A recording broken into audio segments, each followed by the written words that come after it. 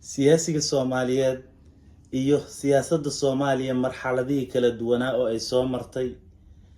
gabay qof walba oo Soomaaliyeed taaban doono oo ka tarjumayo isbedbedelka siyaasiyiinta Soomaaliyeed bal ila daawo siyaasiga goboladeenna dhiiga Soomaaliya oo dhan qof weeyaan aragti gaaban ka guran dal jacayl siyaasad ka gaba xirfadaha hoggaanka ku gafa sharcigiyo dalkiisa u gudo dana dalal shisheeye ka guban masuuqiyo xatooyo gilgilan on abid sirriigan dan guud aan xeerinaynin mid gaarana tiisa dhowra gelinba meeshuu jeclaysto